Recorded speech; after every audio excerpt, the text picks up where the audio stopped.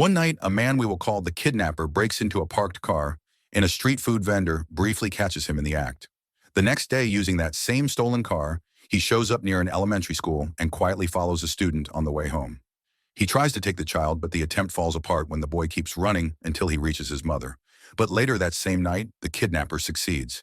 He abducts a little girl named Seojin. He covers her head with cloth, tapes her body tightly, and stuffs her into a box. Seojin's mother is Hakyong, a widow raising her daughter alone. Soon, the kidnapper contacts her with a demand, 5 million won in ransom if she wants her child released. To prove Seojin is still alive, he gives Hakyong a sickening instruction. She has to check a garbage truck that will pass in front of her house. Inside, she finds a photo of Seojin posed beside a TV. Hakyong can do nothing but break down, terrified for her only daughter. Then comes the exchange plan. Hakyong is told to bring the ransom during the day at Yongsan Station, a major transit point often crowded with soldiers. She must place the 5 million won inside a military backpack and leave it by a specific pillar. By then, detectives and police are already in position because Hakyong has secretly reported the kidnapping. They want to catch the criminal in the act. However, the police decide to fill the backpack with fake bills, while the real 5 million won stays hidden at Hakyong's home for the moment. The kidnapper, meanwhile, is thinking ahead. He disguises himself as a soldier and stuffs his own military backpack with paper because he knows the police are watching. If he can swap bags, even briefly, it buys him the time he needs to disappear. And when the train arrives, it is packed with soldiers returning from duty. The unexpected crowd makes it almost impossible for detectives to track exactly who takes the bag. In the middle of that chaos, the kidnapper swaps his backpack with the one containing the fake money and escapes without anyone noticing. The operation collapses, and with the suspect gone, the team is called in, and their supervisor explodes in anger over the failure. Back at home, Hakyong is left alone, shaken and helpless, when the phone rings again. It is the kidnapper. This time, Hakyong promises she will follow every instruction, anything to keep her daughter alive. He orders her to bring the real 5 million won to a dark, isolated riverside road near a billboard. Then he makes her do something even more horrifying. She has to measure her driving time, turn off her lights and engine, and cover her head with a plastic bag. At the same time, Detective Chung-ho, who has been leading the case, worries about Hakyong being by herself and rushes back to her house. Luckily, a police audio recorder is still there. From Hakyong's conversation with the kidnapper, Chung-ho manages to figure out where she is headed to deliver the money. As Chung-ho rushes out, he calls for backup, but every police unit is tied up with another emergency. With no other choice, he is forced to go after the kidnapper alone. Then, just as he spots Hakyong's car, with her head still covered in plastic, something horrifying happens. Seojin suddenly appears in midair right in front of his vehicle. The truth is brutal.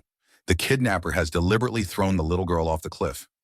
Chung-ho slams on the brakes to avoid hitting her.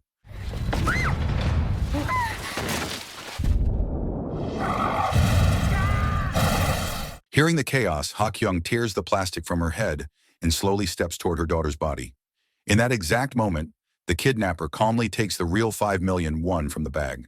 Chung-ho sees it happen, but is trapped inside his car and can do nothing. Hakyong collapses in shock, screaming and crying as she realizes her daughter is dead, her body covered in wounds.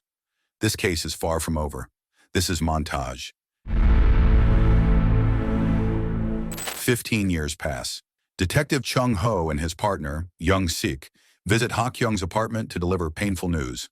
In a few days, the kidnapping case will officially be closed. Under Korean law, cases expire after exactly 15 years. Hearing this, Hakyong completely breaks down. The criminal is still unknown, and to her, justice has never been served. Over the years, Hakyong has gathered everything she can: news articles, audio recordings of the kidnapper's voice, even a sketch of his face. She reminds Chung-ho of the promise he made long ago to catch the man responsible. But despite all efforts, the lack of solid clues has kept the case unsolved. As she always does, Hakyong later visits the tree near her daughter's grave. She places flowers there and replaces Seojin's shoes, a ritual she has repeated for years. Meanwhile, Chung-ho stands alone at the cliff where Seojin died, still haunted by what he failed to prevent 15 years earlier. Then something unexpected catches his eye. A fresh bundle of flowers lies by the roadside. At first, he assumes Hakyong left them there to remember her daughter. But that is not the case. This means the kidnapper has returned, deliberately placing the flowers there for reasons unknown. Chung-ho immediately checks nearby CCTV footage. The cameras show a hooded figure leaving the flowers in the early morning hours, even glancing toward the camera before walking away. Chung-ho and Young-sik follow the direction the man came from and head into the nearby hills. There they find fresh tire tracks. It is the same spot where the kidnapper parked his car 15 years ago. Chung-ho starts analyzing everything. Why park there? How long it would take to walk to the road, place the flowers, and return. Most of all, why the kidnapper would resurface now. They begin searching for cars that passed through the area at that time, especially ones with dash cams. But the trail is slippery. The front license plate has been removed. Once they identify the car model, they begin checking vehicles with the same tire pattern, expanding their search radius little by little. It is slow and exhausting work, with countless cars to examine. Then while reviewing dash cam footage again, Chung-ho notices a sticker on the car's windshield. There are only 9 hours left before the case officially expires. Later, as Chung-ho stands outside smoking, he suddenly notices a parked car in front of him. It has the same sticker and the same tire pattern. In that moment, one thought hits him hard. The kidnapper is right here. Eventually, Chung-ho spots a suspicious man in the distance, carrying a black umbrella, and immediately gives chase, following him straight into a crowded market. He loses sight of him for a moment, but he is certain the kidnapper has ducked into one of the shops. Chung-ho checks each place one by one.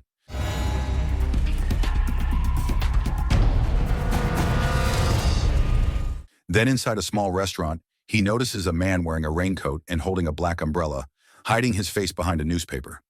Chung-ho slowly moves closer. At that exact moment, Young-sik calls out to him, and in the split second of distraction, the kidnapper bolts back into the market. While escaping, he collides with Hakyong, who happens to be there as well. Chung-ho keeps chasing, but the man manages to flee in his car.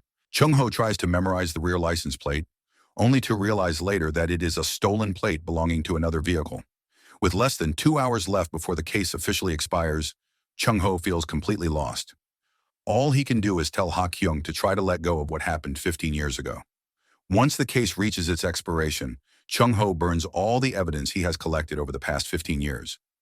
Not long after, he receives a voice message from Hakyong asking for information about the list of names she has gathered. Chung-ho does not respond. He is exhausted, defeated, and the kidnapping case is now legally closed. Feeling like a failure, he decides to resign from the police force. A few weeks later, a man named Han Chul is seen pushing his granddaughter Bomb on a swing. Soon after, the house phone rings. Han Chul goes inside to answer it, but the call cuts off just as he picks up. The phone rings again and again, 3 times in total. Moments later, Han Chul hears his granddaughter screaming.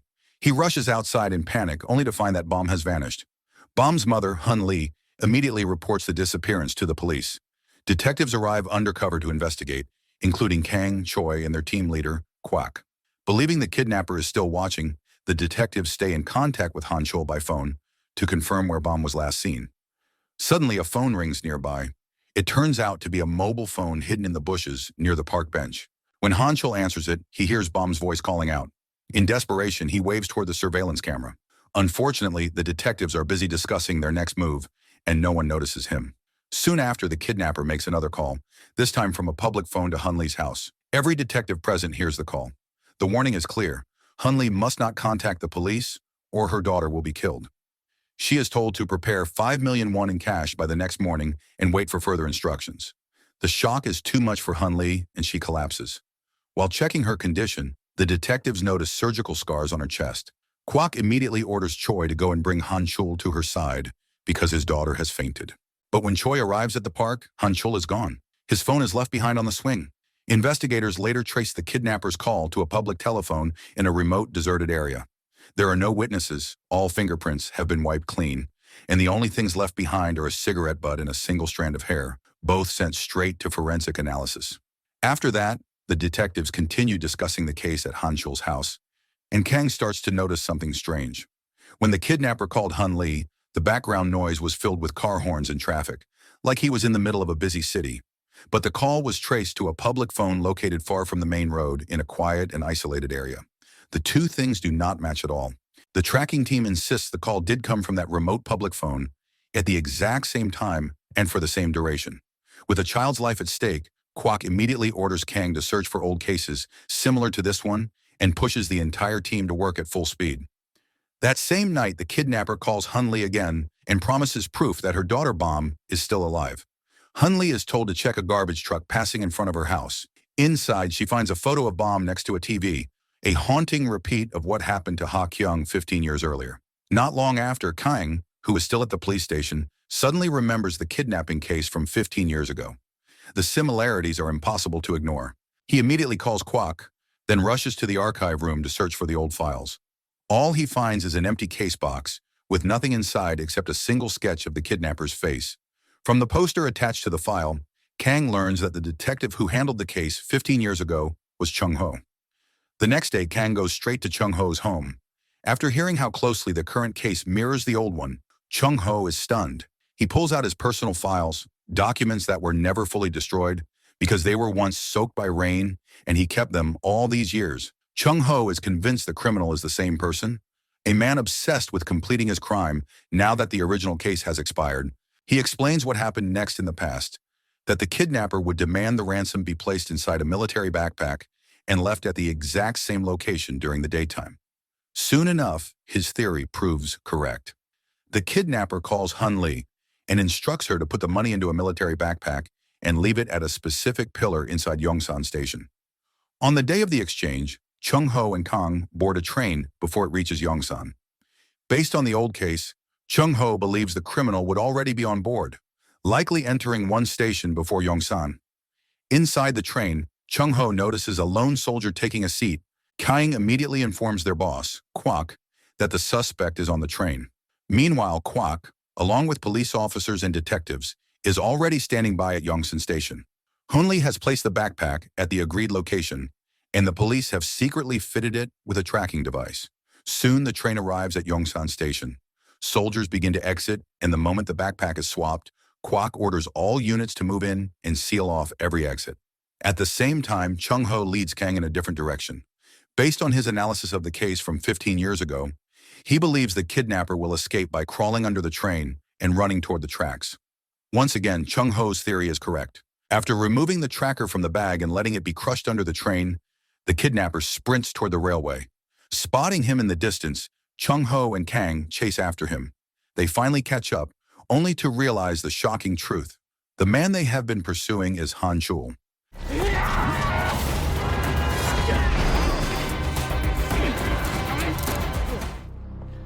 Han Chul is immediately taken into police custody, where he explains what he claims really happened.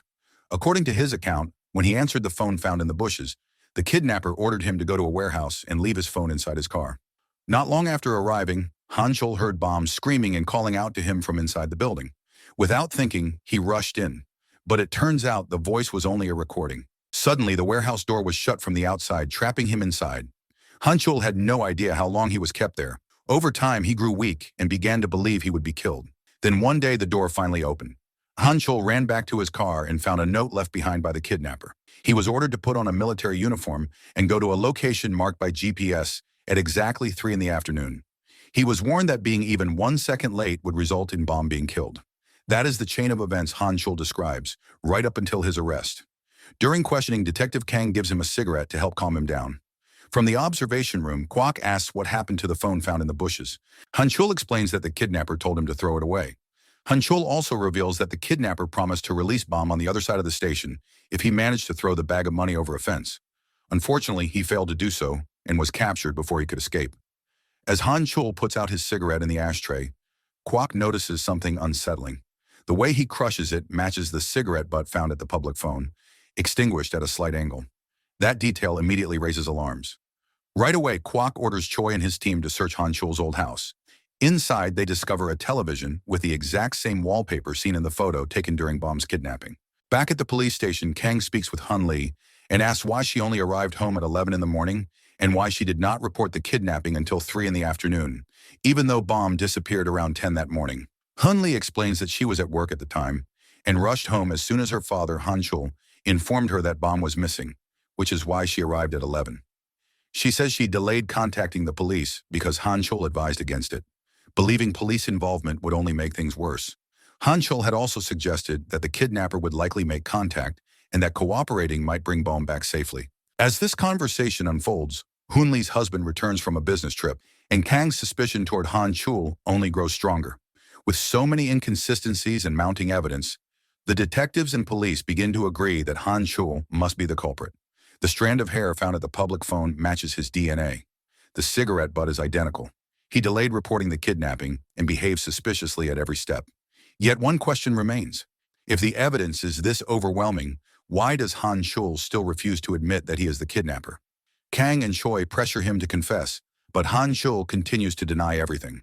He breaks down, kneels in despair, and begs the police to find the real kidnapper and rescue his granddaughter, insisting over and over that he is not the one responsible. Meanwhile, Chung-ho voices his unease to Kang. The evidence and Han Chul's arrest feel off, almost too perfectly arranged. Han Chul kept trying to throw the bag over the fence even after Chung-ho had already closed in. The real kidnapper was careful enough to wipe every fingerprint from the public phone, yet somehow careless enough to leave a cigarette butt behind. That detail bothers Chung-ho the most. The kidnapper would have been wearing gloves. That means the fingerprints were deliberately cleaned, and the cigarette butt and a strand of Han Chul's hair were intentionally left behind to frame him. If the fingerprints had not been wiped, the phone would have been covered in prints from countless people, creating far too many suspects. This setup points to a clear goal: to make the police investigation quick and simple, with Han Chul as the obvious target. To Chung-ho, it starts to look like another wrongful arrest. He even considers the possibility that the real culprit may have been waiting nearby, ready to retrieve the money once Han Chul took the blame. Determined to find the truth, Chung-ho searches the warehouse where Han Chul was supposedly held captive. There, he discovers a pile of old, damaged cassette tapes. He immediately takes them to a sound analysis shop. The tape turns out to be a recording of Bomb calling out to her grandfather. The audio analyst, a man named Giju, quickly notices something unusual. Beneath Bomb's voice is a faint sound that becomes clear when the volume is increased. It is the voice of the real culprit, quietly instructing Bomb to call her grandfather. Back at the police station, Han Chul is being transferred to temporary detention, with media outlets gathered everywhere. Reporters press for answers about the whereabouts of his kidnapped granddaughter. Han Chul insists he is innocent and claims he has been framed. Chung-ho then tries to explain his concerns to the department head, Kwok. He argues that Han Chul's motive makes no sense. Why would anyone kidnap their own grandchild? Kwok dismisses this, believing the motive must be money, whatever Han Chul was trying to gain. He also argues that the city is currently calm, and if the police fail to present a suspect quickly, fear could spread and damage the local economy, hotels included. Chung-ho grows frustrated. The evidence is clearly weak, the real culprit is likely still free, and most importantly, Bomb's whereabouts remain unknown. Kwok refuses to listen, calling Chung-ho's theory unrealistic. The police officially treat Bomb as dead, supposedly killed by her own grandfather, even though no body has ever been found. The argument escalates and Chung-ho is eventually thrown out of the room. Later, Kang presents what he believes is decisive proof. A voice analysis shows that Han Chul's voice matches the kidnapper's phone call with a 99.4% similarity rate. Quietly, without telling anyone, Chung-ho copies the audio recordings and brings them back to Giju. He asks for a comparison between the current calls and the kidnapper's voice from 15 years ago. After a long wait, long enough for Chung-ho to fall asleep, the analysis is complete. Giju finds something deeply unsettling. Every word spoken by the current kidnapper is exactly the same as the words spoken 15 years earlier. In other words, the voice being heard now is not a live voice at all. It is a recording from 15 years ago, replayed word for word. Giju is absolutely certain of his conclusion. The kidnapper's voice heard in the recent calls sounds rough and distorted, while nearby sounds like passing motorcycles are crystal clear. There are also faint clicking noises, which suggest buttons being pressed. All of this points to one thing. During Bomb's kidnapping, the culprit was simply playing old recordings of the kidnapper's voice from 15 years ago. Cassette tapes degrade over time, so after being stored for so long, the voice would naturally sound lower and scratchier. That realization finally makes everything clear to Chung-ho. The kidnapper from 15 years ago was indeed Han Chul, but the kidnapper in the present is Hakyong, driven by a desire for revenge. She still had all of the original voice recordings of the man who kidnapped her daughter, Han Chul, carefully kept in her home ever since Seojin was taken. Chung-ho's suspicion grows even stronger when he replays a voice message Hakyong once sent him after he resigned. Among the names she mentioned was Han Chul's name. Now the story shifts to what Hakyong has been doing all this time. After the case officially expired, she decided to search for the culprit on her own. When she saw Chung-ho chasing the suspect through the market the day before, she began asking around and learned that the chaos had started at a restaurant. There, she discovered an umbrella left behind by the kidnapper. She immediately traced it back to a bank and learned that the umbrella was a special souvenir given only to VIP clients. From there, Hakyong demanded a list of those VIP customers. To get it, she bribed the employee in charge. Once she had the names, she organized them carefully. Because Chung-ho never answered her calls, Hakyong left him a voice message asking for information on every name she mentioned.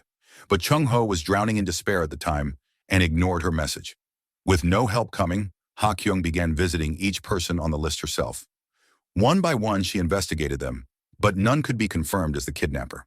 Eventually, she reached the next name on the list, a man living near the river. When no one answered the door, Hakyong went inside and searched the house. She found a photo album containing pictures of a young girl in a hospital. Then she noticed the calendar. Every date had been crossed out except for July 19th, the exact day the kidnapping case officially expired.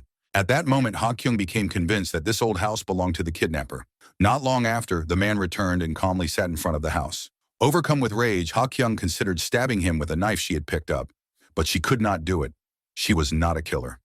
Soon after, Han Chul, who was sitting casually and smoking, was picked up by his daughter Hun Lee, along with Bom. Watching through a small crack in the door, Hakyong felt crushed. The man who destroyed her life was living peacefully with his child and grandchild, while she had spent 15 years alone, suffering from the loss of her only daughter, with justice never on her side. That is when Hakyong makes her decision. She will judge Han Chul herself and trap him using the exact same method he once used. She will kidnap his granddaughter Bom. After learning the location of Hakyong's new rental home, Chung-ho goes there immediately. Inside, he finds Hakyong caring for Bom. She is shocked by his sudden arrival and breaks down, explaining that she suffers every single day from memories of Seojin, while Han Chul continues to live happily with his family. To Hakyong, revenge feels unavoidable. Even so, Chung-ho cannot accept what she has done and plans to take Bom back to her mother, Hun Lee. Hakyong blocks him. What she wants is not escape, but remorse. She wants Han Chul to regret his actions and finally confess. Overcome with emotion, Hakyong begs Chung-ho to help her. She promises that Bom will be returned once Han Chul is officially behind bars. In the end, Chung-ho decides to take Bom with him, but keeps her hidden at his own home for the time being. Chung-ho then visits Han Chul in prison, where he is awaiting trial. He confronts him about the cruelty of what happened 15 years ago. Chung-ho presents the old facial sketch, explaining that it was based on the testimony of a street food vendor who saw Han Chul breaking into a car from a distance, in the rain. That is why the sketch was never an exact match, and why the police struggled to identify the suspect for so long. Based on everything he has uncovered, Chung-ho lays out the real motive. 15 years earlier, Han Chul's daughter Hun Lee suffered from a serious heart condition. With no money for surgery, Han Chul made the desperate choice to kidnap Seojin, planning to use Hakyong's ransom money to save his child. Hun Lee survived, went on to live her life, and even had a daughter of her own. Meanwhile, Hakyong lost everything, spending 15 years trapped in grief after losing her only child. Chung-ho then revisits the tragic night and reveals the truth.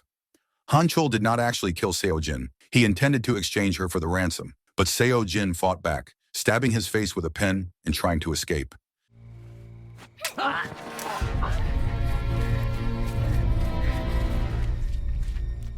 Terrified, she kept running, stumbled, rolled down the slope, and fell off the cliff. She died from the fall, not because Han Chul pushed her. Through tears, Chung-ho explains how Hakyong has suffered for 15 long years because of Han Chul's actions. He also reflects on the white flowers Han Chul placed by the roadside and the moment he bowed his head. Was it a prayer? Was it guilt? Or was it a twisted celebration of having escaped justice for so long? Han Chul insists he never meant to kill Seojin and only wanted the ransom to save his daughter. If Seojin had not run that night, everything would have turned out differently. The flowers, he claims, were his way of seeking forgiveness, a quiet act of atonement. Han Chul also speaks about what it feels like to raise a child who is on the edge of death. For a parent, there is no line they would not cross to save their child. But Chung-ho is no longer moved by that reasoning. He reveals that Bom is safe and under his control. If Han Chul wants his granddaughter to survive, there is only one option. He must confess. Chung-ho prepares a written statement, and Han Chul is forced to read it aloud while it is recorded. He must admit that he was the kidnapper 15 years ago, and that he was responsible for the crime involving his own granddaughter as well. For Bom's sake, Han Chul finally gives in and does exactly as Chung-ho demands. In the end, the case goes to court. Every piece of evidence is presented, including the recorded confession. Han Chul is found guilty and sentenced to 15 years in prison on charges of kidnapping and murder. After the trial, Chung-ho returns Bom safely to her mother. The story explodes across the media and shocks the entire nation. At last, the mysterious kidnapping case that haunted the country for 15 years finally comes to a close. We then see that during the time Bomb was held, Hakyong treated her with care and kindness because the child reminded her of her own daughter. In the final moments, Hakyong, now at peace after justice has been served, returns to Seojin's grave. She embraces the tree beside it, finally able to let go, her heart calm for the first time in 15 years. So the moral of the story is justice can arrive too late, and even when it does, it can never give a mother back the child she lost.